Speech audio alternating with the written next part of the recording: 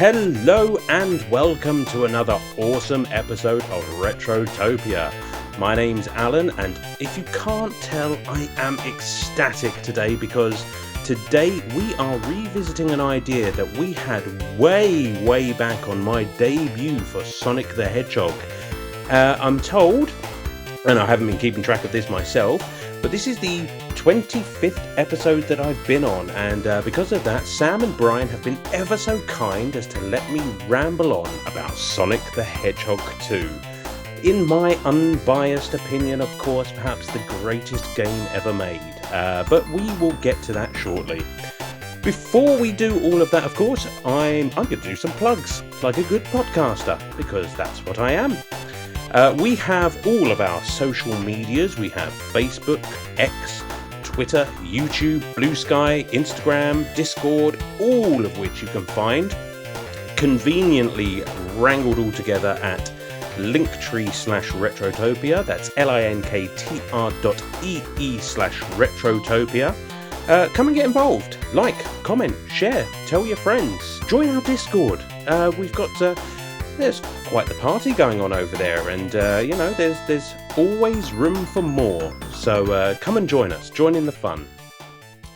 As well as that, of course, we have our Patreon, and we have a shout out to give. That's right, we've got a brand new Patreon member. Stud Still Smash is our brand new Patreon, and well, I tell you what, Stud Still, you have smashed your way into my heart and the hearts of everyone here at Retrotopia, because we appreciate your support more than you know. And from the bottom of my heart and Brian's and Sam's, thank you very much.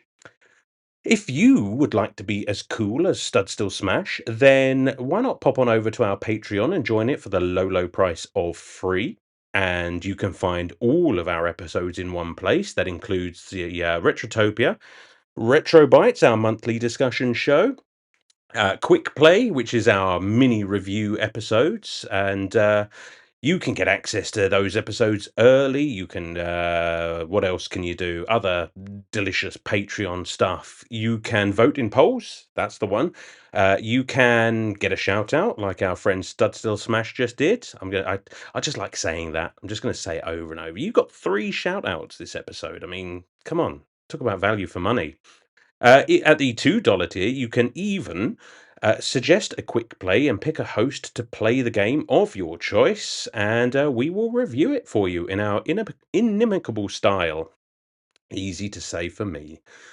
What else? We are sort of in the process of looking at some more offerings for our Patreons at the moment. So hopefully we'll have a little bit more in the pipeline to give you a little more bang for your buck, or a little bit more pound for your pound. Yeah, nailed it. One of the other things you can do, of course, as a Patreon is comment in our newly christened 9-bit banter box. That's right, it is one whole bit more culturally elegant.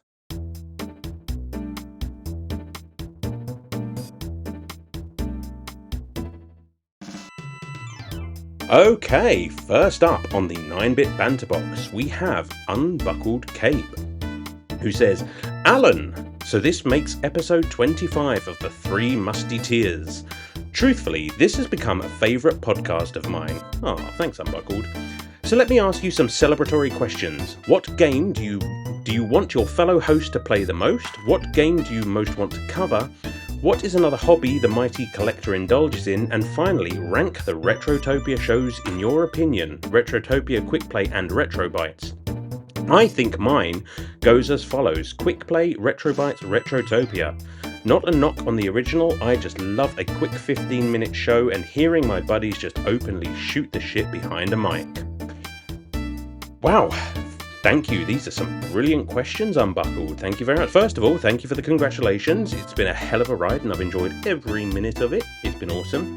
Let's start at the beginning. So, what game do you want your fellow hosts to play the most? Well, I mean, up until recently I would have said it was the Legacy of Kain Soul Reaver, but they're indulging me there as well. They're treating me good.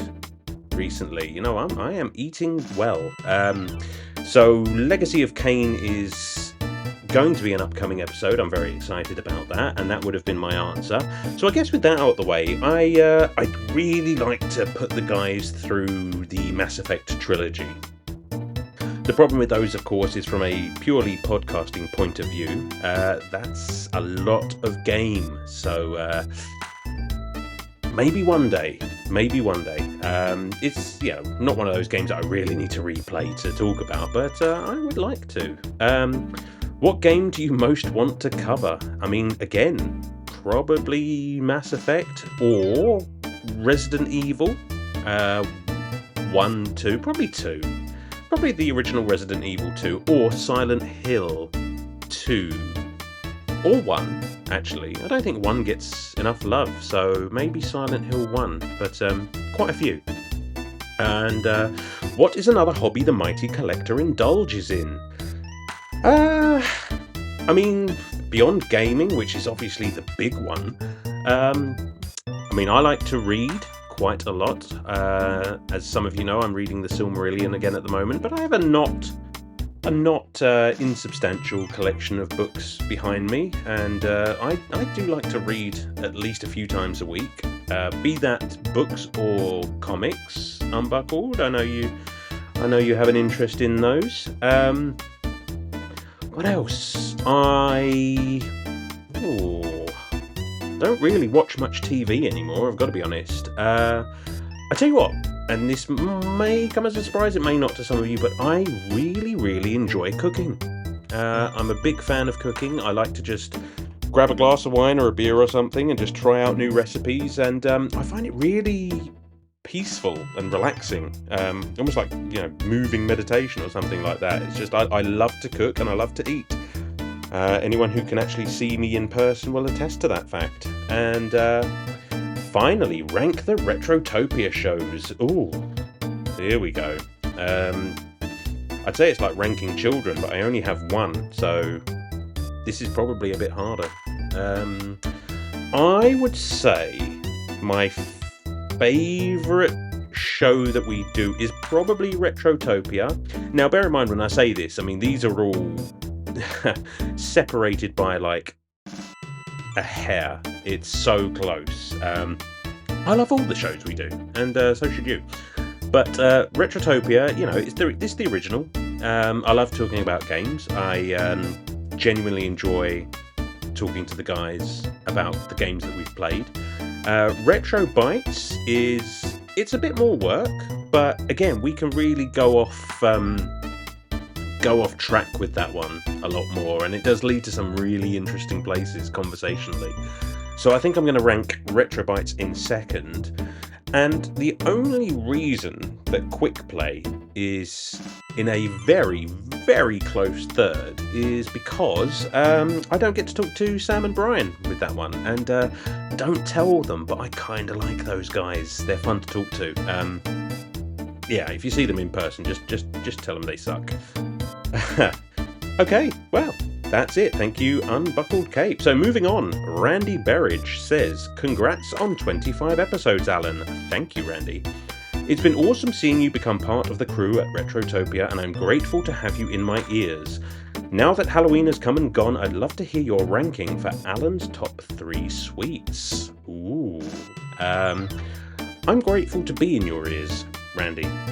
Thank you for having me. And as for sweets, now I'm going to separate this, because when you say sweets, I think like chewy sweets, what you might call candy over there. Not so much chocolate, but I could do both. I think sweets-wise, I'm going to pick, in no particular order, Jelly Babies, and not just because I'm a big Doctor Who fan. I really enjoy Jelly Babies, and Skittles would definitely be in there. I'm a big fan of Skittles. I like the chewy, fruity sweets. And well, we did take our little one out trick-or-treating not long ago, and I'm a big fan of those. I don't know what you call them, but they're like sugar lollies. I mean, I'm probably showing my British here, but I don't know what you call lollies over there, but a sweet on a stick, whatever the fuck you call it. But they're just pure crumbly sugar, and it just melts in your mouth. And I can and did have more than is probably safe for a 40-year-old man to eat just recently. So, beautiful question. Thank you very much, Randy. Moving on, we've got Sir Busts a Lot, who said, loved the pre-game lobby chat yesterday. For those who don't know, one of the things we're trialing at the moment is just a sort of Patreon segment. Is it just for Patreons? I don't know, I can't even remember now. But we're starting to record our pre-game chat to just put out as a little bonus mini-sode. Thanks for the feedback, Sir Buslot. I appreciate that. It was entertaining to say the least, he says. It was great for paid Patreon with a sneak... Hang on, is that right? It was great for paid Patreon with a sneak peek of what's coming down the tube. Also, congrats, Alan. Thanks again. Really appreciate it. I'm feeling the love today, guys. Thank you very much. And, I get to talk about Sonic in a little bit. So, it's a good time to be Alan. Yeah, so like I said, we are trying a few extra bits and pieces at the moment. I'm really glad that that went down well. Wasn't entirely sure how it was going to land. I mean, I'm not going to say it was my idea, but it was a fantastic one. So yeah, glad it landed. And thanks, Sir Busts a Lot. So that's everyone for the 9-bit banter box. Thanks for writing in as always. Next up, so what have I been doing? I don't know if you could hear that, but the the Legend of Zelda chest opening theme just randomly played somewhere in my house. So I think my wife just found a treasure. Um, Besides playing games, and I'll get to that in just a minute. Halloween is over, so Christmas time is now. So quite a lot of our decorations have already gone up. I know. Listen. I don't want to hear it. Okay. I know that there are people out there who think November is too early for Christmas decorations, but let me tell you, why do you not like nice things?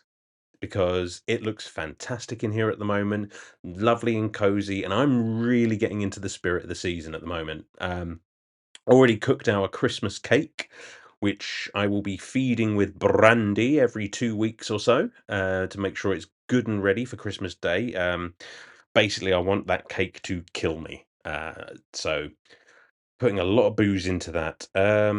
Yeah, so decorations are up. We have started our Harry Potter marathon. So it's a bit of a tradition round ours that every year in the 8 weeks leading up to Christmas, every weekend we get a gin and lemonade on the go or what have you, eat a couple of mince pies and watch a Harry Potter film. So we just recently did Chamber of Secrets, which, do you know what?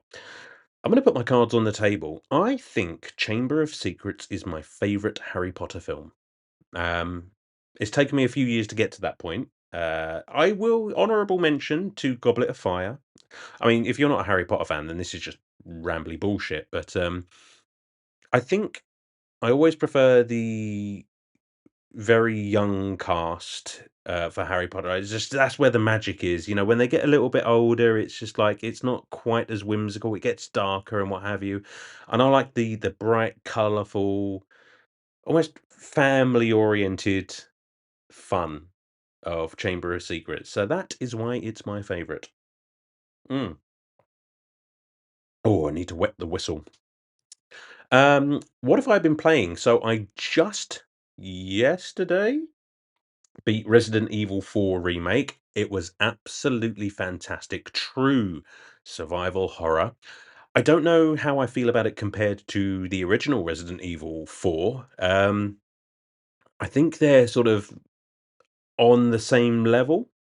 Like I love both of them. And on any given day, I could pick one over the other.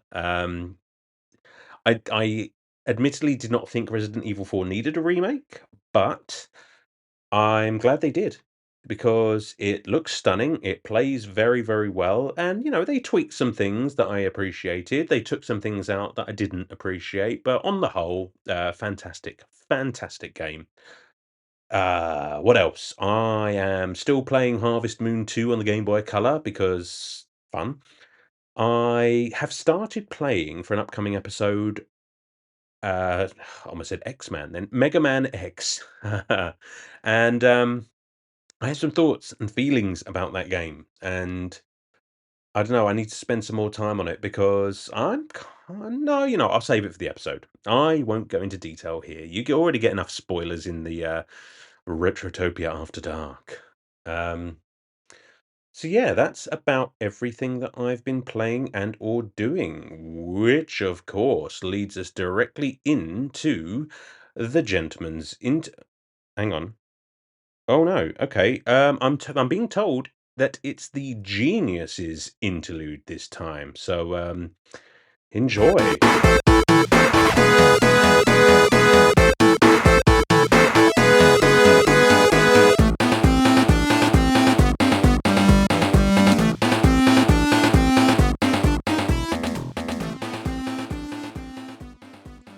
Sonic the Hedgehog 2, the so-called sequel to my brilliant original creation. Released in November 1992 for the Sega Genesis, it was yet another opportunity for me to show the world the full extent of my genius. Until that troublesome hedgehog, Sonic, ruined everything once again. The game was developed by Sega Technical Institute with key contributors like Yuji Naka, the so-called father of Sonic, and Hirokazu Yasuhara, who designed the levels. They had the audacity to call this new adventure Sonic 2, with a new feature I had not foreseen. Tails, that pesky two-tailed fox, who somehow thought he could keep up with the speed of my arch-nemesis. They released it worldwide in 1992, a mere year after the original, and it became an instant hit, overshadowing my own carefully planned schemes. I suppose the Sega Brain Trust wanted to outdo me, but I was prepared. Or so I thought. The game features Sonic and Tails, two reckless fools racing through 11 stages, including the likes of Emerald Hill, Casino Night, and the infamous Chemical Plant Zone. It's a whirlwind of speed, rings, and chaos emeralds, each stage more colorful and ridiculous than the last. I, of course, appear as the villain, but this time I've pulled out all the stops. I've got my so-called evil machines, Robotnik's robots, and my ultimate plan to collect the Chaos Emeralds and turn them into the ultimate power for my own. But alas, despite my brilliance, that blasted hedgehog manages to foil my plans at every turn, dashing through my traps with remarkable ease. Tails, that annoying sidekick, often assists, though he is hardly any match for my cunning. One of my greatest achievements in Sonic 2 was the inclusion of the Death Egg, my own personal fortress in the sky. It was supposed to be the final blow, but no, Sonic and Tails stormed it just like they stormed every one of my previous plans. I had to defeat them in the final showdown, surrounded by my most powerful creations. But the inevitable happened. Sonic defeated me once again. The nerve of that blue menace! The Sonic 2 release also marked the introduction of the Spin Dash, which naturally became another tool in Sonic's arsenal to outrun me. That was the beginning of my downfall. The speed that Sonic and his infernal sidekick could gather, thanks to that move, made my machine seem slow and inefficient.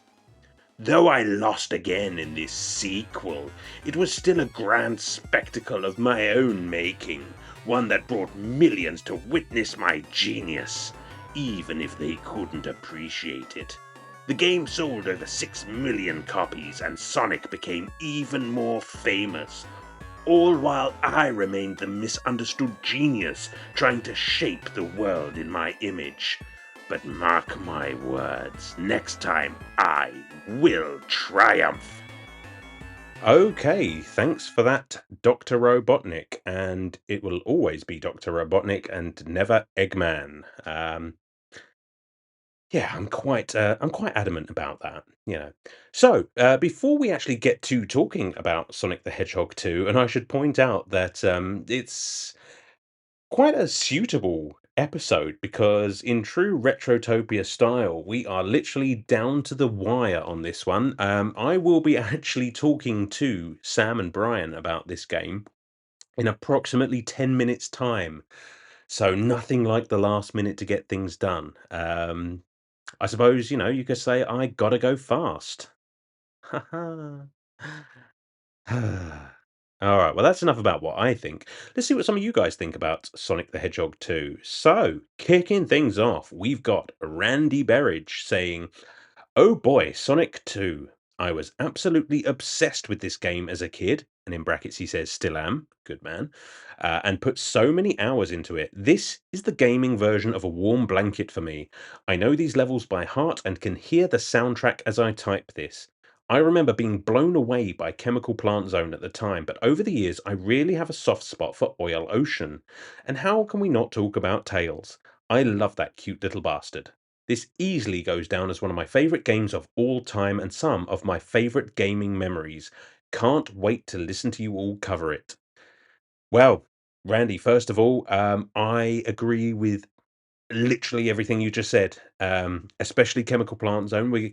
Again, we haven't actually recorded the episode yet, but I'm almost certain we're going to go into that in some detail. Yeah, I mean, this is, without spoiling things, this is my warm blanket. This is my comfort food. I mean, this is Tiny Alan's gaming fun trademark. Yeah, and Tails. I love Tails. I have some thoughts about Tails with regards to this game. But as a character, I think he was a fantastic, fantastic addition to the roster. And I appreciate that little bastard too, as you put it.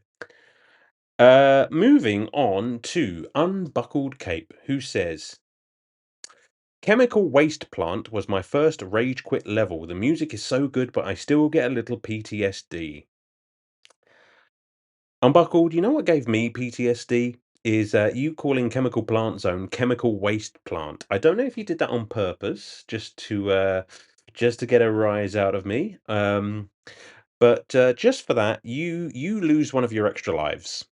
There you are. I am taking it from you. So, uh, no, I can see. I mean, it's been a long time since I struggled with Chemical Plant Zone, but I think you're going to hear some agreement in the episode. Again, I don't know, but I have a good feeling that at least somebody may support your view. So why don't we just get into it? Eh? So let's get talking about Sonic the Hedgehog 2. Released in November. Try again. Released on the 21st of November 1992 for the Sega Genesis or Mega Drive if you're me. Guys, thank you so much. Thank you everyone for 25 episodes with Retrotopia, and I hope you enjoy the episode.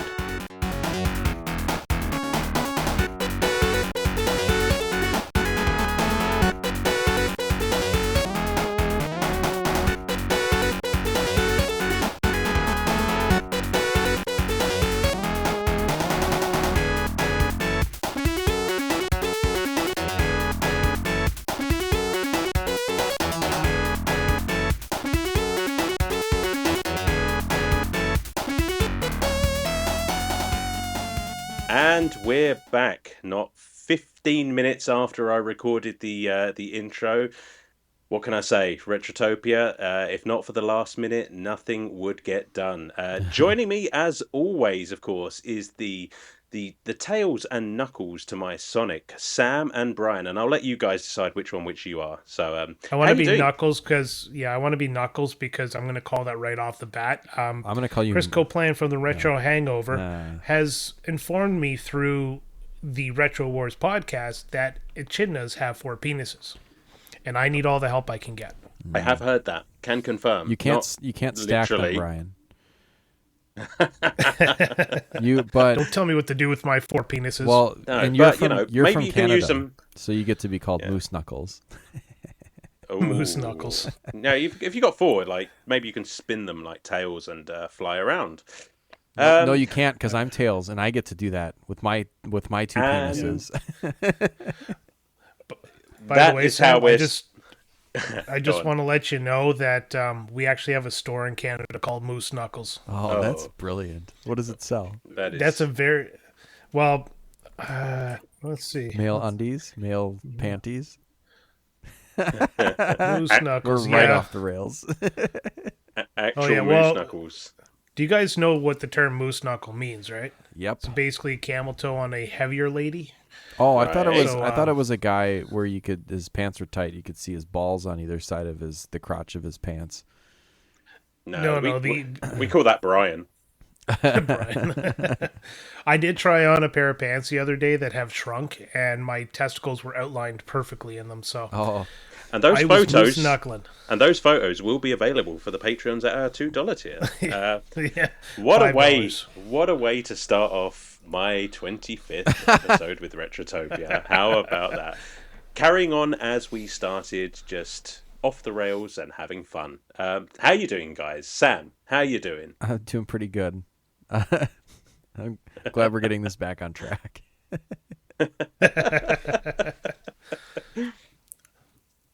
I'm just going to completely cut Sam's track.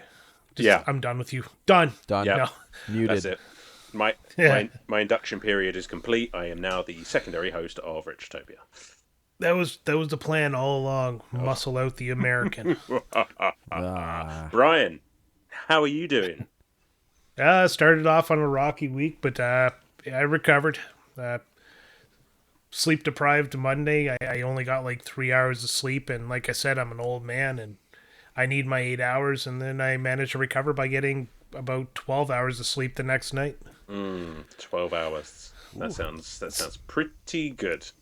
Yeah, except for I went to bed at like 8 at night and woke up at 8 in the morning. Yeah, that's what sounds pretty good. Yeah. I could go for a bit of that myself. Yeah, I always feel like I waste time if I go to bed so early. Like, it just... I like waking up early, going to bed at a reasonable hour. So wake up at 6, go to bed at 10, get my 8 hours in between. Yeah, fair enough. So, what say we talk about Sonic the Hedgehog 2? No, I'd rather talk about my sleep cycle. Because that's what happened. You son of a bitch. That's what happened when Brian disliked this game so much that he fell asleep for 12 hours. Well, I don't hate Brian. this game. I'm just not good at this game. Well, I mean, I'm just... that's understandable. It's a pretty quick platformer, right? It moves at a pace, which is one of our complaints about Sonic the Hedgehog 1 all the way back whenever the fuck it was we recorded that episode.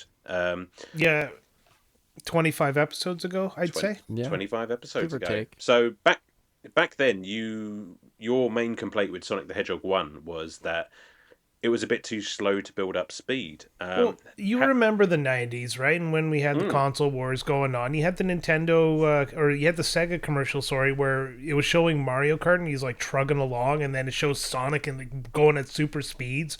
Talks about the blast processing and everything. Well, that's my impression of Sonic, is because I didn't play it when I was younger.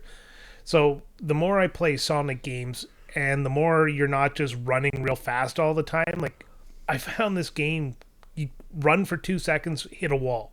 If you don't know where you're going, you get no speed. I mean, did this game go faster for you? It did a little bit, but I've played it before, so unlike Sonic 1, which I'd never played before, it was a little bit faster, but I wouldn't exactly call it, as fast as it should be in my mind. Gotcha. And when Sonic goes, he goes, right? Like, you get those sections where you do the loop-de-loops and the corkscrews and all that, and yeah, it's fast when it's fast, but when it's slow, Sonic is basically like trying to drag around an outhouse. Sam, what about you? Like, what's your history with this game? Oh, this was one of the first video games I owned myself. Attaboy. Yeah. When we got the Sega, probably, I mean, let's call it like a 93 or a 94. And I think this game had been out for probably a year or two by the time I got my hands on it. But man, it was quickly my favorite game on the Genesis, between this and Sonic 1 for a while, until Sonic and Knuckles came around. But man, I used to. Oh yeah. This is one game that I think, I'm still not the greatest at it. We talked about the bonus stages and the Chaos Emeralds. I can't fucking get all the Chaos Emeralds. But this was a game that even there's Chaos Emeralds. Yeah. Oh, yeah. Yeah, there are. But even at a young age, I could get pretty fucking far into this game, even if I wasn't gonna beat it. As an 8-year-old or a 9-year-old, I could still get fairly far and have a really good time with it. So, this is a favorite for me, I'd say. Definitely. I mean, I obviously am very, very, very biased. Because I'm a huge Sonic fan, and I have been since the first one came out. And I actually remember getting this game back in the day. There's very few games I can say that about. Mm-hmm. Like, I remember, I think it was my dad buying the game, bringing it home, looking at that box, the Giant 2, which, little sidebar, I really appreciated that being part of the marketing for the Sonic the Hedgehog 2 film. Just the Robotnik grabbing the 2. Yeah. That whole thing. Yeah, that was really good. That was awesome. That was such a good nod. And then I played it, and yeah, it was everything that I loved about Sonic 1, but just dialed up. And my God, you know how it was. You had the one game that you played over and over and over, because you didn't have that many games. And I'm so fucking happy that this was one of the only games that I owned, because even now I can just play this game over and over and over, and it just does not get old. Yeah, it's one where I had a handful of games, especially obviously as time went on I acquired more, but this is one I always went back to and was consistently one of the favorites in the stack. I would, and I don't have a physical copy. I recently got a Sega at the retro shop by me. I don't have a copy of Sonic 2 currently, but I think I would get one, and this is one where I would make sure that I would get one in box, because I would really like to have that box. Yeah, it's iconic. I agree with that. For sure. And it's got the classic, in North America at least, we had that classic black and gray checkerboard hard box cover for it, and I really miss those. Yeah. I really miss those hard plastic Sega cases. I think they're great. They are, definitely. Brian, what were you going to say? I will concede. I was going to concede that point, that Sega really did have the better looking cases. At least until about 93 or 94, and then they started going to those fucking slide out plastic or no cardboard cardboard boxes. I've got a couple of those in my collection, and they just don't hold up like the nice plastic boxes do. Was that for your Genesis? Yeah. I have like how you say that so condescendingly. Your Genesis. Was that for your Genesis?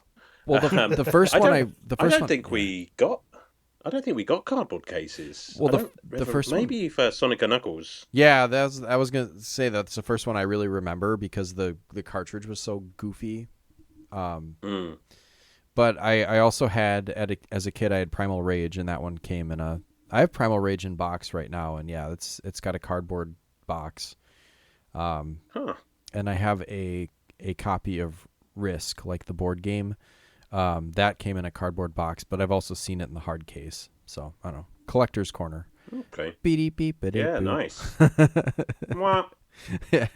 So, what should we? Where do we start? Where do we start with this game? Why don't you tell us a little bit about the plot? Well, I mean, the plot, in so much as it is, involves Dr. Robotnik, of course, back up to his old tricks again, stealing cute and furry, cuddly little animals to stuff inside of his machines. Now, I always remember them being badniks. I can't remember if that was an official thing or just something from my comics. No, I think it's in the... I think so. In the manual. I should have actually read I should have actually read the manual, I'm but gonna pull it up. yeah. So using them as organic batteries for his badniks and trying to gain the 7 Chaos Emeralds for nefarious purposes. And Sonic has to put a stop to it. And don't ask me what island it happened on because I've completely forgotten. Was it the South Island? I can't remember. Anyway, West Island. West Island. Yeah, South is the Master System. Okay, I think. Joining him, of course, is his brand new friend and sidekick, Tails Miles Per Hour, which only I works love that if you name. use. Oh, I know. I never up until this moment Yep. realized his name was a friggin' pun. Miles per hour. That's right. Brian is learning things, live for you guys. I've never actually sounded it out or heard it live. Yeah, you do have to say it out really loud. Works Otherwise, if it's in miles. I mean, if it's in kilometers, then it doesn't really work. Kilometers per hour. Nice. But yeah, so you make your way through a variety of fantastic, bright and vibrant stages, each more colourful and enjoyable than the last, until you defeat enjoyable is subjective. Oh, I'm going to have such fun with you, Brian. Yeah, there's definitely some that I like more than others. Let's put it that way. But I like them. Well, I like them all. Let's get into the levels then. That seems like a good enough place to start. Likes, dislikes, hit me. Like, Brian, how far did you get? I got to the one with all the gaming slot machines or pinball machines. Oh, Casino Night. That's a good zone. I got to the first level of that, and then I kind of tapped out finally, and then I just said, you know what, I'm not making it any further, and I don't have time to. It's still a fair swing at the game, though. What is that zone? That's zone 4 or 5, I think. I think I would. This is like the initial spot that would kind of end my run as a kid. I mean, there is. I wonder if it sort of ties into your semi-disdain for Sonic and pinball games. Me? No. Well, no. I think I just didn't figure out the trick. There's definitely a trick to this one. And yeah, and it's funny because the ramps up, so you can spin dash up the side of the wall, and there's a certain like kind of a lip where the platform was, and then the walls come down, and where they meet, there's a potential for Sonic to hit it the right way to come out of his spin dash, and I would end up like kind of flung through the air without spin dash, like going off of that thing. Did you ever encounter that? You. It's like a weird glitch where it's not. I can't say as I did. I mean, I can understand that. So it's something like Casino Night Zone. There is a random aspect to it because, for the most part, you are in a giant pinball machine, only with far more control over Sonic than you would have in a certain other pinball Sonic game. Yeah, that's for so sure. I can understand. So I mean, that's just a little under halfway through the game, and I think there's a decent amount of variety in the levels. I mean, obviously, you start off, as you always do in a Sonic game, in the lushest, greenest, most verdant... Emerald Hill Zone. That's right, yeah. Again, in itself, an iconic level. I can't think of any Sonic game that hasn't started in something very similar. And just like a green, there's Green Hill, there's Emerald Hill, there's others that are green. Yeah. Others. Well, I mean, even like Sonic 3 and Knuckles starts, I can't remember exactly what the zone is called, but it starts out green and foresty, and then you pass, it's the Mushroom Hill zone, but you pass from that green section into like that fall leafy section. Oh, we gotta talk about that game. I'm gonna start talking about that game because I love it so fucking much. But yeah, you always start in like a give green it another forest. 25 episodes. Yeah. You need to find somebody else and then get them to do 25 episodes from their first Sonic episode. Then we can do Sonic and Knuckles. Hey, Okay. hey, hey. Whoever you replace me with, because I'm not convinced that I'm not muted still. But yeah, I like the way that, I mean, not strictly speaking, but there is a sort of progressive mechanization of the zones as you work your way through this game. I mean, you start off obviously in a very eco-friendly and green area, and then as you sort of go through it, it gets more and more Industrial. industrial. Exactly, as you get flips. closer to Robotnik. Flips and flops. Now, I do have the fortune of having seen every level because remember the game host Adam Blank does an annual charity stream, 24-hour charity stream, and for the 2 previous years to this one, he actually streamed Sonic 2 nice. on his goal to finish it. So I have actually seen the game in its entirety by somebody who knows how to play it. But Right. nothing about it made me want to run and play it. I remember. I think it's one of those things. If you grow up with Sonic, you love it. But if you're going backwards, maybe not so much. It's funny too because I actually like Sonic Mania to the point that I've never passed the first level, but I still go back and play it all the time. Sonic Mania is great for 5 minutes. That is another great Sonic game, and you know, I think you could say that about just about every 2D Sonic game, right? Well, maybe yeah. Maybe Brian won't, but you know, Sam. I mean, Yeah. Sonic in 2D. Come on. Yeah, Sonic is better in 2D. I will actually say, yeah, I'll actually agree with that. I don't think there's a 3D Sonic game that's ever got my attention enough. Like my son, when we were in Edmonton visiting the in-laws, he grabbed 2 Sonic games, Sonic Colors and that open world Sonic one. Oh, the Frontiers. Sonic Frontiers, I think it is. Oh yeah. And watching him play, and Frontiers just looks so boring. It's just this big open nothingness. What about I mean, Colors? I enjoyed it. Is Colors 2D? Or is Colors like kind of like a behind the over the shoulder kind of thing?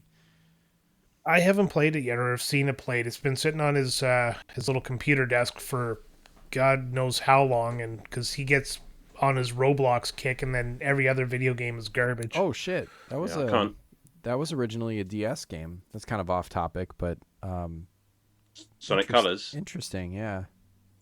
Yeah, I mean, I have it on the Wii, I think. I haven't actually gotten around to playing it yet, though, but I hear very, very good things. Well, it's got a 6 out of 10 on Steam, look into. so that's perfect. That's good. That's good enough for me. I mean, God, you know, this is what happens when Alan leads the show. I just have so much that I want to like talk about, and I have no idea how to arrange my thoughts. I have one. I have a good one. Go on. I'm really glad that in this game and in subsequent Sonic games, for the most part, each level has 2 stages instead of 3. Okay. Because in addition to being just like a little bit slower, Sonic 1 had 3 stages in each level, and I think that was a bit much. I think they dragged on. Yeah. Really, because I found it kind of annoying that you finish one level, then go fight a boss, and finish one level and go fight a boss. Why not, like, honestly, and this is a genuine opinion, why not make it one long level where you fight Robotnik at the end of it? I mean, I guess, I but suppose. Yeah. Is that just down to like, because these maps are actually pretty big already. Yeah. I mean, for the time. I mean, and that's one of the great things about this game is there are multiple pathways through each level. I mean, you can go high, middle, low, and you're guaranteed to find something a bit different each time. And it's one of the reasons, like, for example, I love the Aquatic Ruin Zone, because that's an underwater level if you let it. Yeah. But there are so many different levels and so many different layers to the levels in this game that, like, something like that, you can literally avoid the water altogether, which instantly puts it above Labyrinth. Fuck. I think that's what it was called. Labyrinth Zone. Fuck, that level's so hard. I still hate it, and I've had probably 30 plus years of experience trying to play it, and I still fucking hate it. And 25 episodes since we last bitched about it. Yeah. Join us And again. look at how you've grown. Yeah. I haven't. I mean, this is what I'm saying. I mean, the levels are already quite. They're already expanded far beyond what they were in Sonic 1. So, I mean, if you're trying to double all of that into just one level, I don't know. Maybe it's a limitation of the hardware. I couldn't say, but I agree with Sam. Like, I like the 2 levels and then the boss at the Oh, end. if you're going to have, an option between 2 or 3 levels, I'll take the 2 levels, but my opinion, or I am of the opinion that you don't need the levels at all. You can just, like I said, Yeah. have, like, you're going to use the same amount of memory for both levels. It's not like you save memory by making it into 2 levels. You're right that you may only be able to display so much on the screen at a time, but you can. There's ways around that. Well, this is why we've And got somebody who's actually in, programming games talking. Like, yeah, we've been kind of learning about how to use memory. So there you go. just maybe I'm talking out my ass right now because I am still a first year student, but there's ways to hit certain points. Maybe it's a door that prevents you from going back, or a hallway you run through, and it just loads new assets while dumping the old one. Oh, Gotcha. yeah. That's Gotcha. Kind of like 2 levels, but not really. It's just seamless. No big cut screen, no score at the end, no funny little animals coming out of the Pokeball or whatever they are. See, I love this behind the scenes shit with Brian. Well, here's Getting valuable insights. a counterpoint to only having one big level per stage, or one big stage per level, I guess, is that you get more opportunity then to take a crack at the Chaos Emeralds. You have another, like if you didn't get, I don't know, if you move at a pace of like one Chaos Emerald per world, if you're so inclined or so skilled that you can get them all, Alan. It's nice to, like, if you fuck up and you miss one, it's nice to be able to have another level that's similar difficulty to try to accumulate enough rings and take another crack at it. Sure. Okay, how about we do that? Let's transition into these Chaos Emeralds, if you will, because I know of them. I know of Supersonic from the TV show. I used to love drawing Sonic because he was very simple to draw, and Supersonic was one of kind of my favorite characters to draw when I was young and, artistic. So explain to me these Chaos Emeralds. How do you get them? Because, Yeah. like, was it well known in the Sonic community? Did you figure it out as you went along? Did you have a Sega Power Nintendo or Sega Power magazine? Sega Power. I mean, I can't remember how I figured that out, but when you get 50 rings and go past one of the star posts, Yep. it'll start shimmering. There'll be like a ring of stars that starts to build up around the star post. And when that gets to a certain size, if you jump through, you will go to the special stage, and you're kind of greeted. I mean, I don't want to say it's mode 7, but it's kind of like mode 7. Yeah, You're I'd say. basically in this half pipe, running down as it twists and turns, trying to gain enough rings while dodging the enemies that will make you lose those rings to get to the next checkpoint down the chute, and assuming you have enough rings to get past, it will let you into the next section of the bonus stage. And basically you do this 3 times, and the third time, assuming you have enough rings, you are given a Chaos Emerald at the end of this chute. And, the first couple are fairly generous. They get pretty fucking tricky, though, as you go on. Yeah, they get real tough. There's one. I mean, Then what's the criteria? It'll tell you, Go, like, Sam. you need to collect 40 rings, and then it'll say okay, and then it'll say next collect 80 rings, and then the next it'll say collect 130 rings, and then after basically 3 stages of the run, then if you've got enough rings by the end, then it'll present you with a Chaos Emerald. But if you fail at any stage, it'll kick you out. Exactly. Yeah, and it's a true pipe. Like, if you gain enough, and there is kind of physics built into it, which I commend them for. I mean, if you don't get yourself going in that direction fast enough, you can't make the full loop around. It's not just like a free flowing, you can kind of just put Sonic wherever you want. So there's some strategy to it where you have to you know, the trail of rings might be kind of going up the side of the pipe, and then you have to jump from one side of the pipe to the other to get the next set of rings. Or what Yeah. gave me Is a headache was like going all the way around. There was like a spiral of rings all the way around, and I just couldn't pick up enough speed at the right angle to like get all of them. Yeah. Yeah. no, I'm drawing some sort of memory, or maybe I'm just making it up as I go along. But I kind of remember this. Instead of being fluid, where Sonic would be able to be anywhere on the track, you kind of had three positions. You know, center of the track, up on the left side of the pipe, and up on the right side of the pipe. Am I off base on that one? I mean, I would say it's a lot more fluid than that. I mean, there's a lot, as Sam said, a lot of momentum that comes into play. So you can Mm-hmm. literally run on any portion. If you consider, like, it looks like a half pipe, but it behaves like basically a full ring. Yeah. So you can, if you build up enough speed, like Sam says, you can run up and onto the ceiling. And if you keep your momentum going, you can basically be on any point of the ring. Gravity will, of course, take over when you're up high eventually, but they use that to sort of distribute the rings literally anywhere in this 360 circle, and Huh. it can be pretty nasty at times. Yeah, I'd say. Pretty neato burrito. So Mm. okay, so I got all 7 Chaos Emeralds now. I'm now a super player. How do I become supersonic? Well, you have to. How Wow, many are there? 1, 2, 3, 4, 5, 6, 7 chaos Seven emeralds, Chaos right? Emeralds. You have to Yeah. that's collect right. them all, That's right. and Yeah, Alan did. Thanks. I did. I but did. but what's the criteria? Like, do you always become supersonic after you get the seventh? Like, is it just automatic mode, or do you have to meet a criteria to change When into them by level? Sure, I mean, when you've got the 7 Chaos Emeralds, in any level after that, if you collect 50 rings and jump, you will automatically turn into supersonic. So the only criteria is having 50 rings, which will then, of course, begin to count down as you play, um, until it So reaches then the zero.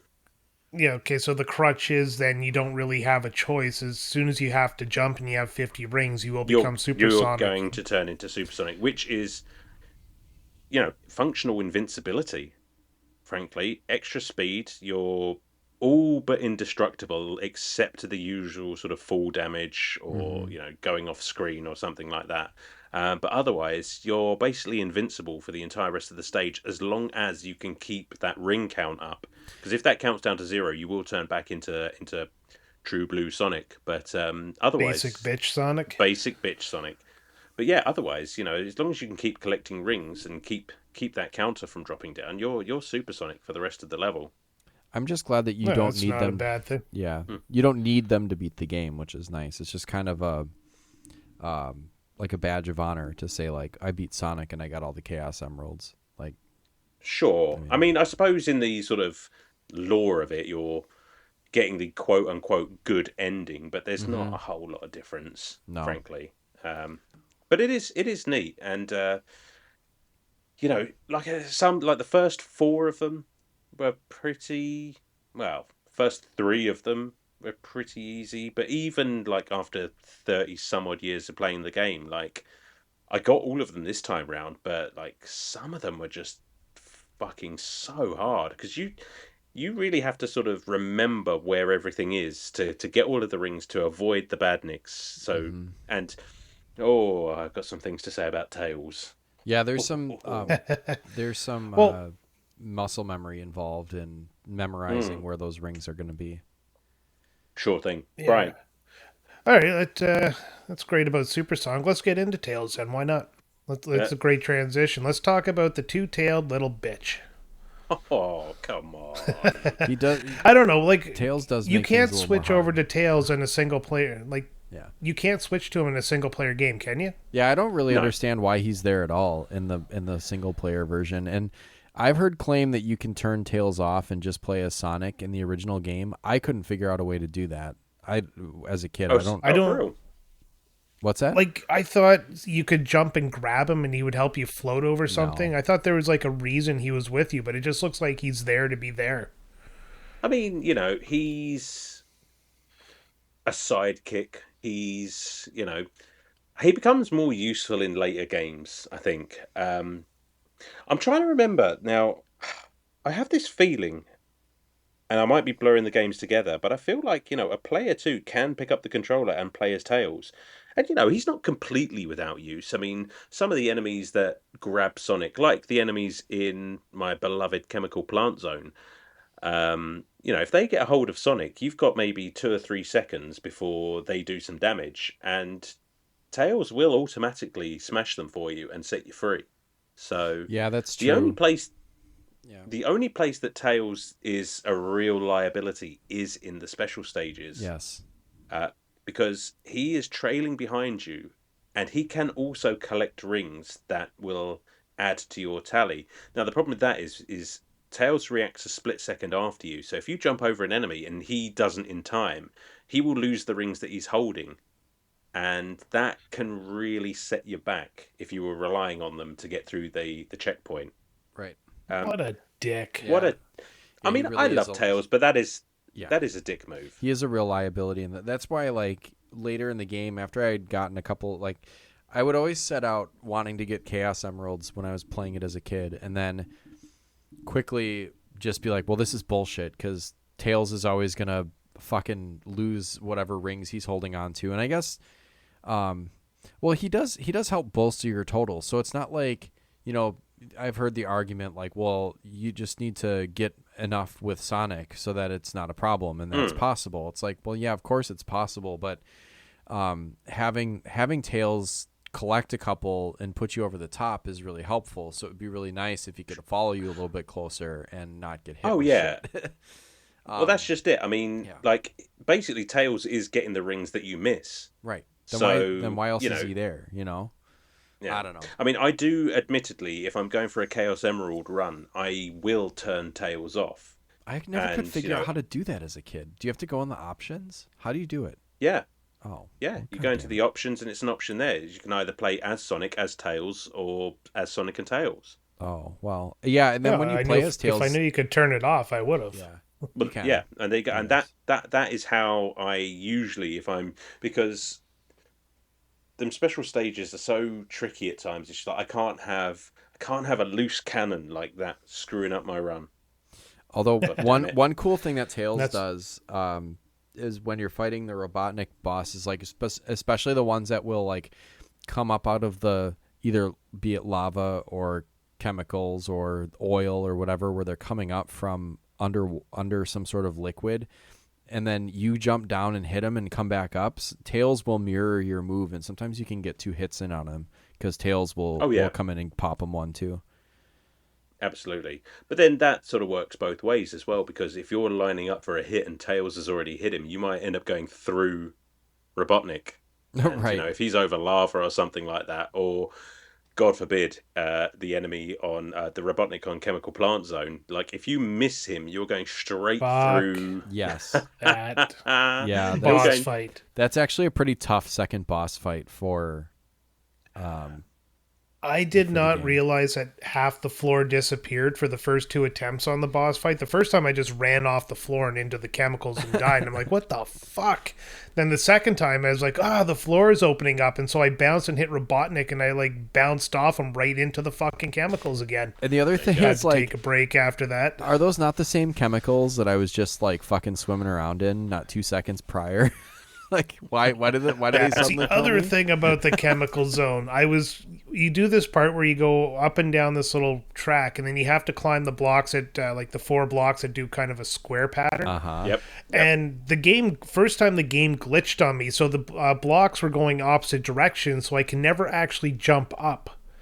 And when I finally died after, suffocating, I came back and the block, like the top block was going the opposite direction, and all of a sudden I could actually finish it. So I kept doing it, but then you have to jump on these stupid little fucking platforms, and if you don't have momentum, Sonic jumps like a fucking moron. Yeah.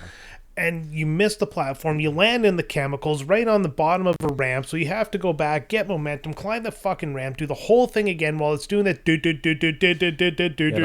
you're about to die. And then you get up just enough to get the air. And anyways, long story short is fuck the chemical zone. I don't care if the song is okay. No, the song is more than okay. Whoa. the song is not just okay. I think we need to take. Not with how angry I am at the chemical zone. It is just okay. I think we need to take a pause here and insert the chemical plant zone jam. I think that jam should have played at the start, middle, and now, and the end of the episode. Yeah, it would just dance break. Dun, dun, yep. dun, dun, dun, dun. Oh yeah, that bass drop. Boom. It's so funny because the music in these games, like Sonic games, talk about Mega Man games, some of these games, like the music was so fucking good that even though even if the game was difficult, like that's kind of what got you through, because it's like, well, it's not hard to listen to either. No, not at all. And I can sympathize with Brian, because Chemical Plant Zone it's hard. Like a hell of a second level. I mean, and I'm trying to think of a way to say this that doesn't make me sound like a cunt, but let your inner cunt out. Go ahead. Because basically, I've played this game so many times that I no longer find it difficult, but that's not to say that it isn't. So right. I don't have the benefit of rewinding back and just thinking what it was like when I first played it, because I'm sure I struggled. I can remember drowning in the Chemical Plant Zone. I can remember miscalculating the run and ended up basically just sinking into the goo. Mm-hmm. All right, I got two comments on that. Okay, the first one is when you said I don't want to sound like a cunt, I should have responded with, go ahead and flap those lips. The second one is the second one is Super Mario World is kind of like you're describing. I've played it so many times that I don't absolutely have a problem, but you see somebody else play the game who's never played it, and you're like, how are you failing on this? Because it is so simple to me. So I understand where you're coming from, Alan. Yeah, I mean, I've played Super Mario World a fair amount. I wouldn't consider myself to be very good at it. In fact, if I'm going for a completion run, I do struggle. And that's, I think we're sort of at cross purposes there because that's your experience with Sonic 2. Whereas mine, it's just like, it's muscle memory now. I mean, it's like I put the GIF in our chat when I got all the Chaos Emeralds and completed the game. It was just like the Thor GIF of just like when he gets Mjolnir back and he's like, I am still worthy. And it's just like, yeah, it's just there. It's imprinted. And I think I enjoy the game a lot more because of it. That's a interesting take, because you think after you master a game and it becomes second nature, you might lose interest because now you're just doing it to feed your own little ego. Well, my ego needs a feeding every once in a while. Right, yeah. That's right. I mean, I think everyone has those games, though, that, you can go back to. Comfort games, absolutely. And your comfort game is one you've played a million times before, right? So you are good at it. And it's not a problem that, maybe you find it easy. I mean, I wouldn't say I find this game easy. I can see the difficulty in it, but it's just so ingrained in. I mean, this is the game that basically secured my future as a gamer, and I don't know. It's just, I don't know. I've lost my train of thought. No, I went too fast. Well, like the example, I think it's time to let you keep going. Well, I mean, the example, like we're all playing Mega Man X, and it's like we got three different experiences here. Where Brian, you played Mega Man X as a kid, right? I've played Mega Man X a lot of times. I used to own that game, so right. And I've played it within only like the last 2 years. Having gotten it on the collection, and Alan just got the collection and just started playing it. I was like, fuck, this game is hard. And it's like, yeah, it is, but it takes, for people that have played it since they were kids, it's like, oh, this is a really easy Mega Man game as far as Mega Man games go, or they'll just call it an easy game. And it's like, it is not a fucking easy game. It is a difficult game.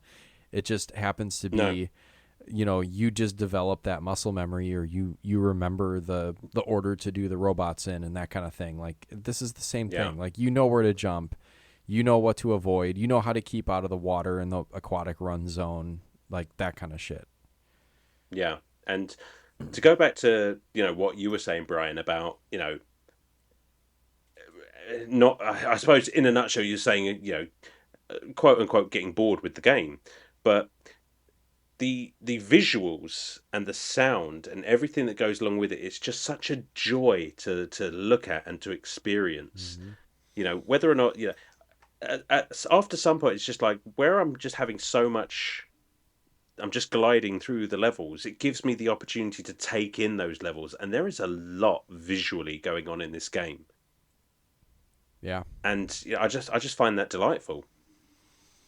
Yeah, okay. I'm not gonna argue about I'm not gonna tell you guys don't like what you like, but no, there's a couple of games I used to like a lot when I was young, and I just can't play them anymore because I overplayed them when I was a kid. But I can turn around simply and say I've played Chrono Trigger a million times, and that game's muscle memory, and I'll play that game to death. So I get where you're coming from. Agreed. Exactly the same thing. Like I could never get tired of Chrono Trigger for all the same reasons that I just said. It's All right, I agree. Let's switch this episode. It'll be the Chrono Trigger follow-up. So let's start talking about Chrono Trigger.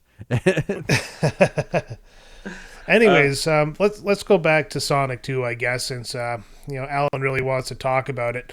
I remember when we were talking Sonic 1, you had mentioned the spin in place and then launch forward thing. Oh, the spin mechanic. dash. Mm-hmm. The spin dash. Yeah, the spin dash wasn't in Sonic 1, but I remember being able to use it in Sonic 1. Did you mention something about it being kind of ported into later versions? Yes. Yeah, I think it was retroactively put back into Sonic 1. So it didn't exist in the original Mega Drive version. They added, and what a godsend that was to add to Sonic 2, because that go on. many times that saved me from being at the bottom of like a little lip, and then you just use that to get up to the top. God, fuck! Without that, I would have thrown the goddamn. I would have went out, built a time machine, went back to the 90s, bought a Genesis, and then thrown it out. I'm glad you didn't just decide to come around here and throw mine out. So yeah, I appreciate it. As long as it's fuck not your Sega. As long as it's not mine. It's just like, Brian, what the fuck are you doing here? And why are you throwing my Mega Drive out the window? Except for you'd be a lot younger. I think I'm like a good 5-6 years older than you, so I'd be like, "Hey, little nerd, what you talking about, eh?" And then why is he Australian again? Because apparently actually that I'm was Australian a mix on of the toilet. No, that was a mix of British and Canadian actually, because I said "a" at the end. Oh, that's true. Yeah. You know. So some big kid comes and just I'm gonna smashes call it your console. Then 30 years later, you're talking to him about the story, and like, "Oh yeah, I got to go do something." What? That was you. That was a true Brian. Chrono Trigger moment. My question is why weren't you wearing trousers? You can't time travel in trousers. Haven't you ever seen Terminator? Oh, that's true. Just Brian chilling out, throwing Touché. a kid's Mega Drive out of the window with his 4 penises. I'm glad you didn't forget how many I had. Well, there you go. Oh, God. All right, we've talked about a lot, but why don't you guys regale me about your thoughts on the music? Besides Chemical Zone being the best song, what is the good ones? Oof. I mean, how long have you got? Yeah. Literally. I mean, okay, let's not ignore Chemical Plant Zone, because that is the best track in the game. Oh, for sure. Well, I wasn't ignoring it. You guys have already said it's the best track in the game. It was worthy of reiteration. I would also like to give a huge shout out to Mystic Cave Zone. Oh, yes. Because that is just... It's almost a 1A, 1B with Chemical Plant, because it's got that funky bass line. Oh, and God, it's just, so good. it is an absolute tune. Somebody, and I should remember this because I've only just done the intro, but somebody shouted out Oil Ocean Zone. Yeah, and I love that one too. That's a sleeper pick, because that music is really kind of chill, but still kind of bubbly, and it really goes well with the stage. Yeah, I'm trying to think of... see, Chemical Plant. Hilltop is okay. Wing Fortress is pretty good. Yeah. Yeah, they're all good, but like, oh, shit. I'm trying to think of what Aquatic Run sounds like. I'm a few bars. Definitely Chemical Plant, Mystic Cave, and Oil Ocean for me are like my top. Yeah. Yeah. And I've got to say that last Robotnik fight on the Death Egg, that goes hard.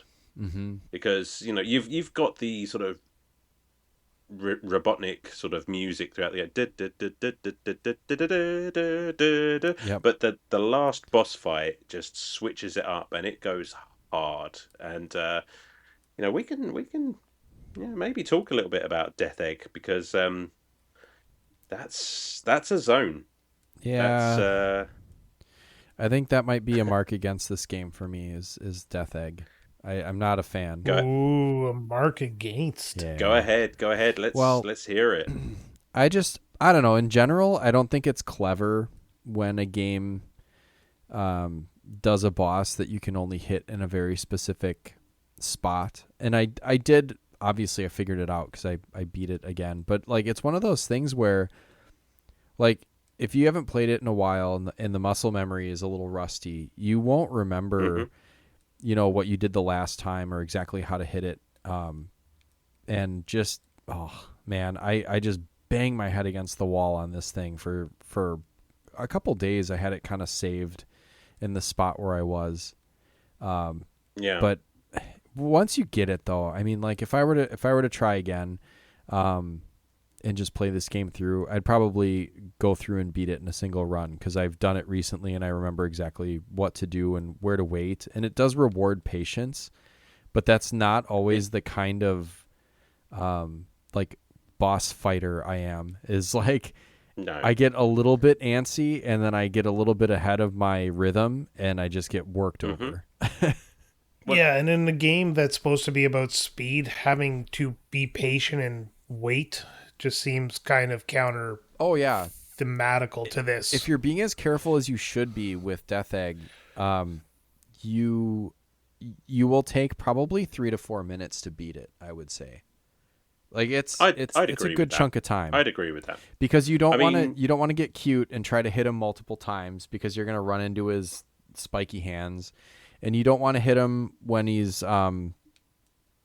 what is it, like when he's trying to launch stuff at you, because they kind of come flying back or they kind of randomly go up or down, and you're just taking too many risks. And so and you said in this level there's no rings, right. So it's kind of you're fucked, and that's kind of another probably mark against the game. I know you're supposed to get harder as you go along, but to remove the one mechanic to give you one extra hit, like maybe two if you can get that ring back. When you're running up to Metal Sonic before you get to Death Egg, like I could have used just like a little string of 3 rings there, just in case, like just one little. And sometimes when you get hit, they kind of randomly spread out, so it's not even guaranteed that you're going to get one back if you get hit.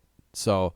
No, but at least you don't start any level with rings, right? You always start with 0. Always 0. But there's usually a few just to get you started with. But I mean, with the rings, of course, you can lose them, but it gives you a good opportunity to at least grab back a few of the ones that you've lost. So as long as you've got some rings to play with, then if you're quick enough, you can sort of use and reuse the rings. Now, I mean, this is not necessarily something that's going to lose at any points for me, because I feel like they did a good job of just. I mean, it's not a long level; it's the last level. I mean, there are 2 bosses, which it's pushing it, but it really does increase the stakes in a way that's you really feel like you've earned the win. And I hear what you're saying, like. Obviously, you've got to get over those spikes that Robotnik has for arms, hit him, and you can usually get about 3 or 4 hits while he's walking across the screen. But then I completely agree, like, you are staying well the fuck out of his way when he's shooting his arms across, because they go off screen. You can't see them on the way back all the time. So, it can take a minute of meticulous, like, planning, and you have to do it perfectly by its very definition. Like, you have to have a perfect run because there's no alternative.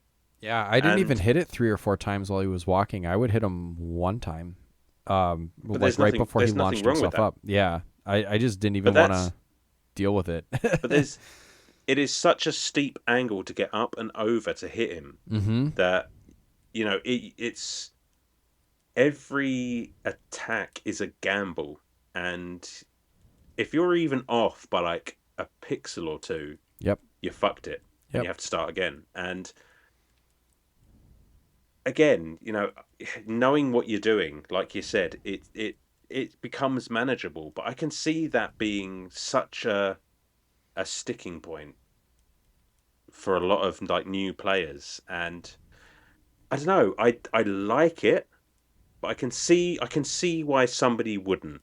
Yeah, it's just for me. It had been a while since I had gone through the entire game, and it definitely like irritated me. It was like I don't remember this being so annoying.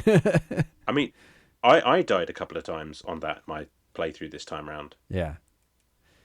I mean, and it makes you work for it. Yeah, it But really does. the satisfaction afterwards, like, is what's the word? Vindication.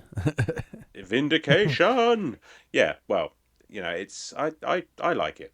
I like all the bosses in this game, although some I do find a little bit on the easy side. Yeah. Yeah, I think I mean, Chemical Plant Zone is maybe a little tough for like a second boss right off the bat, but I definitely in general get the they're nerves fine. with that one. Yeah. Yeah. Brian, where are you? I am here. I am just kind of listening to you guys go on, because obviously I have nothing to put in about this final boss. He looks neat, I guess, would be my my input. Yeah, the artwork of it looks fucking cool. It's like Robotnik and a giant robot version of himself. And did they pull that out in one of the movies, right? Yeah, Sonic the Hedgehog 2. Yeah, they blew it up by quite a bit, but I popped when I saw that on was screen. Cool, yeah. And of course, I mean, I have to make mention of the fact that the Death Egg there, naturally a hilarious reference to a certain science fiction film from the 1970s, that we can't go an episode without mentioning. Oh yeah, we don't want to say the word. But it's at this point, I've tuned out. I'm dreaming of Super Mario World. But this game, keep going, Alan. I'm just going to sing the song. I love the nods. I love the nods in this game to other things. It's just like the Death Egg, Star Wars, obviously. Yep. Super Sonic is clearly Dragon Ball. Oh yeah. You could make an argument that the Chaos Emeralds, the all powerful MacGuffins, are just the Infinity Stones. Yeah, or 7 Chaos Emeralds, 7 Dragon Balls. Yeah. I've thought that, but they a bit of both. I thought that, but I was wrong. I thought that. As many fans know, Yuji Naka was a huge fan of Dragon Ball, and he created Super Sonic as an homage to Super Saiyan 1. He also created Special Stage Blue Sphere as inspiration from King Kai's planet. Oh, I did not catch that. You mean the ones in Sonic and Knuckles, right? Where you're getting those blue spheres. Yeah, I guess awesome. I see it. I always just kind of thought that was a way to kind of do 3D before 3D. You know what I mean? Yeah, I mean, I like the fact that because the special stages in Sonic 1 are fine. I enjoy them, but no. They really like put in the effort to make this something a bit different from everything else you were doing in the game. Like they really stand out. Yeah, the ones in Sonic 1 are pretty rough. Although they did bring it back in what was the most recent Sonic what did they call that one? Superstars? Superstars, that's right. Yeah, I played a little bit of that, and they did kind of bring that Sonic 1 style bonus level back to I think some success. I think they refined it a bit, and it was a little bit better. Oh, it was great. It's just like I have PTSD from that final boss. Oh, that Sonic game is tough. But it's some bullshit. I mean, I had to tap out on it. Yeah. Yeah. I mean, if you think Death Egg is tough, fuck me. Yeah, because it was like. I do think Death Egg is stuck. I'll be over to fuck you soon. Yeah, just don't throw my Mega Drive out the window, Jesus. Just let me get my trousers off and into the time machine. Those levels and gross, a time machine. Why? You better be going forward. You better be going forward. Those levels in Sonic Superstars, though, like kind of a little bit going off topic, but like you'd end up with like 350 rings on Sonic Superstars and then end up at the boss and immediately lose every single fucking one of them. Yeah, I mean, let's get into that one. That one is actually something that drives me nuts. Yeah. You have 100 rings, or you have 99 rings because you haven't got the free life yet, and you're running and you bump into the slightest little thing, and all of a sudden all those rings are gone and you're back to square one again. You have 0 rings except for maybe the one you grab. I was just like, why would you just give me 2 hits, one with rings, one without? Like, fuck that. It drove me, because all that hard work, you get to the very, like, near the end of the level and you just stub your toe and all the rings go flying. Yeah, and here's the other thing. God, fuck. Here's the other thing. I've always hated that about Sonic. Is that there's so much fucking bullshit going on the screen when you end up losing your rings that it usually lags quite a bit. Yeah. That's that blast processing. It's so annoying where it's just like, oh, I lost my rings. To add insult to injury, the game slowed down so much I can't like recover and figure out what the fuck is going on. I don't recall any lag. Oh, are you serious? Yeah, whenever you lose rings and you've got more than like, I don't know, 20 or so, that it just chugs because it's animating. Every single ring that you have in your inventory gets animated.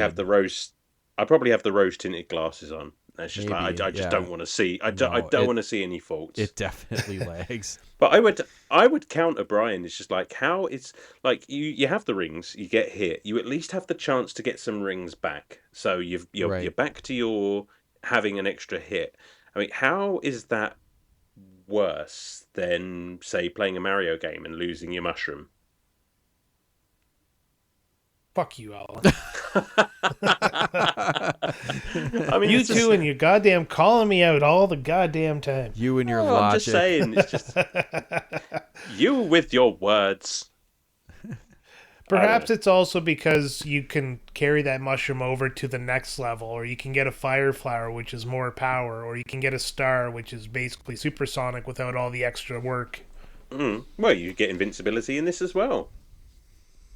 Oh, that's right. You have to go hit that TV-looking thing. Yep.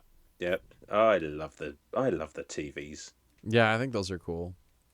Are those meant to kind of be like CRT TVs that you're playing on? I don't know why they were TVs. I like the choice. I like the way that they look. I just don't understand what the deal with them is. I mean, they kind of refer to them as monitors, and I know that.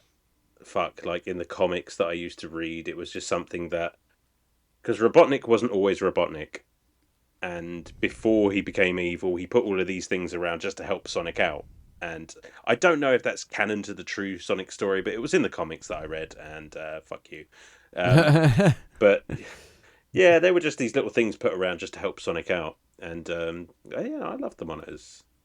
Do you get the speed shoes when you can? Well, like when they're available? Do you get the speed shoes when they're available? It depends. It depends how, because they can be more of a hindrance than they can be a help at times. Like if I know the area ahead is pretty like free flowing, then sure I'll go for the speed shoes. But then if I just like know that the area up ahead is just a bullshit maze of spikes and just death drops and things like that, I'd just be like, nah, there's really no point. I think half of the speed shoes in this game help, half are a troll. Yeah, I think some of it is just like, oh, look at these speed shoes. I bet you wish you could go fast. Immediately spikes. That's you can only go fast on the 3 scenes we showed on the TV commercial to make Mario Kart look slow, but at least Mario Kart, you go a consistent speed the whole level. Yeah. Sorry, what? Yeah, like just trailed off again. Like that Chemical Plant Zone cameo from Wayne's World 2 when they see the Noah's Arcade commercial. There's yeah. Chemical Plant in the background. Yep. Sure I is. completely Well, forgot there you go. about There's that. That is a hell of a pull, Sam. Yep, sure is. that's right out of the 90s. Oh, All right, well. Sam has knocked it out of the park with that finale. So let's sum up here because we're cooking an hour into this. And speaking of cooking, dinner's ready over in my house. Ooh, what you having, chili dogs? Alan, salmon tonight. We're having salmon from the Chemical Zone. Oh, gross. But Jesus. so Alan, it's your 25th episode. You get the right of first sum up, so you get to say the most. Please give us everything you got and then your score out of 10 for Sonic the Hedgehog. Duh. I mean, like, I think I've been pretty clear about my love for this game. Like, as I said, if Sonic 1 was the game that got me interested in gaming, Sonic 2 was the game that literally just cemented my entire future as a gamer. It's just that one game that was so perfect at just the right age that was just like, this is how I want to spend my free time. I will never, ever get tired of playing this game. The colours, the visuals, the parallax scrolling, the sound, it's just everything is just so perfectly reminiscent of my childhood that it's just I know I was saying you've got the longest time to talk, but I can't say any more good things about this game. I mean, it's perfect. It is perfect. I'm giving it a 10. It's perfect. This is one of my absolute desert island favorite games of all time, and that's it. Hell of a game. Hell of a game to celebrate 25 episodes with. Yeah. Hoorah, 25 more until we get to another Sonic game. I'm Sam, in, baby. Hey, I can live with that.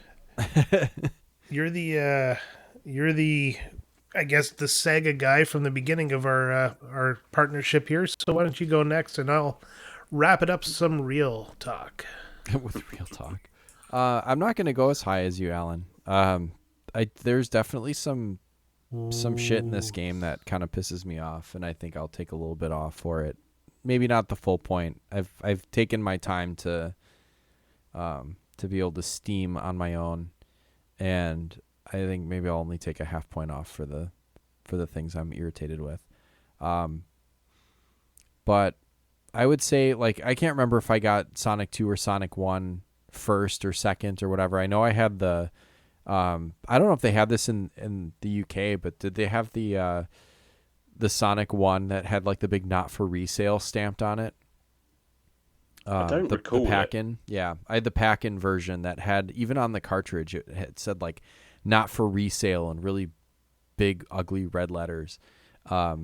I either had this game first or I had Sonic 1 first. And I just remember like Sonic 2 was always the one that I would go to more than Sonic 1 because it just did everything a little bit better. You had the spin dash. You had a little bit more concise and forgiving levels. You had variations of Robotnik that were more fun to fight against, I'd say, like with the just different like gadgets he'd whip out on each stage. So I think, and this is definitely a comfort game for me too, one that I can play and go back to. And I do find myself going back to this. This isn't going to obviously be the last time I play this. And like I said, I think I would seek out a copy for the Genesis that I've picked up recently. I'm going to give it an 8.5, and I think the 8.5 is me taking the half point off for a couple of the like bullshitty things that I didn't like, but otherwise, like, it's a good solid 9, and the only reason why it wouldn't be a 10 is because there are 2D Sonic games that I like better, and Sonic and Knuckles and now Sonic Mania I think really perfected it. Respect that opinion. Yeah. Respect. Brian, break my heart. Now for some real talk, boys. Okay, I'm going to put my knee up on... I have nothing to put my knee up on. Just pretend I am. All right. Compared to Sonic 1, I see a lot of improvements in this game. Obviously, both games I didn't really make it super far. I didn't finish either of them, and I have honestly no desire to go back and try to finish them.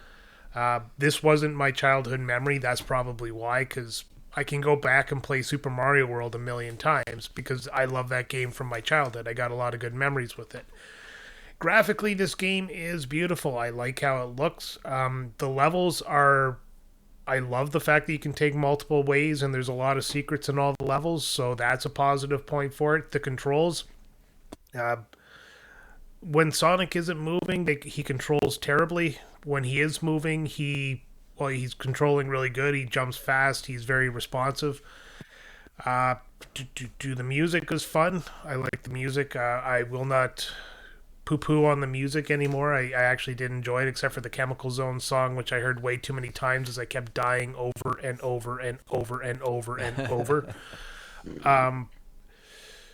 Where it does fail for me is kind of it's not my thing. That's pretty much it. It's a game where I've always thought Sonic was going to go fast all the time. I thought it was like a reaction based game. You're running down the hill, you're doing loop de loops, you have to jump at the right time to keep your momentum going, but the game slows you down. You'll like run for 2 seconds and hit a wall.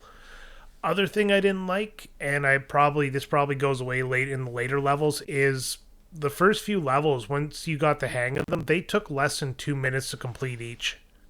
It it just felt like, what's the point? I mean, 4 minutes and you're done. The was it the Hill Zone? No, what's the first one again? Green Valley Blues, Emerald Hill Zone. But Emerald Hill Zone, yeah. So you're done it, really quick, which.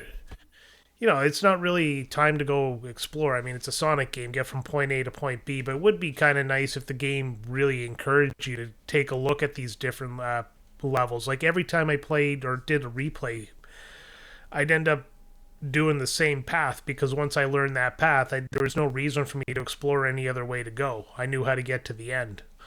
So I guess that's more of something you have to get yourself to do, but that's what it is. I'm going to give it but I will give it a good score because I believe it's a very important game in the history of gaming. Without Sonic, you probably would not have Mario as good as he is. Their competition really pushed video gaming forward, so I'm going to give it a solid 8 out of 10. Ooh. That's a nice score. Lower than I'd give Super Mario World, but I still see the value in Sonic, and I'll die in this hill. I've never seen a 3D Sonic game that made me go, wow, that's an amazing game. Fair. Do you know what? I didn't know where you were going to go with that, and I'm pleasantly surprised. Man, you saved yourself. You saved yourself. Saved myself. I was ready for you. I was ready for you to give it like a 5 or a 6, and I was going to fly at you. But, you're zipping your trousers up now, turning off the time machine. That's fuck's sake. No, I mean, listen. You made some absolutely fair points, and I won't argue with them. Well, I'm coming in this as somebody who never played Sonic as a kid, and has probably played Sonic 2 5 times throughout my entire life. Yeah, and I agree with a lot of what you said. There it is. Yeah. All right. Good scores. Great game. It's your episode, Alan. Are you going to send us home? I think I will. Guys, let's get mushy for a minute. Thank you. Not only to everyone who's listening. I really appreciate, especially all the kind words, all the congratulations and what have you. But Sam and Brian, thank you so much for having me along with you on this podcasting odyssey. I genuinely look forward to and enjoy our little chats, and it's a good time. I think we've come along really, really well, and I genuinely think of you both as friends. So yeah. Well, I hope so. I mean, I got you cake. We talk every day. You just where the fuck is I my have cake? to eat it to myself. Oh, I have to eat it myself because you're all the way over there. God damn it! You owe me a cake. But but yeah, so I mean that's it for the Sonic the Hedgehog 2 episode. Obviously Retrotopia is available every Sunday wherever you get your podcasts, and don't forget to check out all of our socials, linktree/Retrotopia, linktr.ee/Retrotopia. Once again, check out the Discord. Come and join the party, come and tell us what you think. Let us know. Tell Brian why he's wrong. All of that good stuff. So that's it, Brian, Sam. Thank you very much. It's been great talking to you. Yeah, absolutely. You too, buddy. It's like we should And, do this again Talk next week. again next week. Yeah. Yeah. Looking forward to it, as always. And to all of you listening, if you can't be smart, be fast.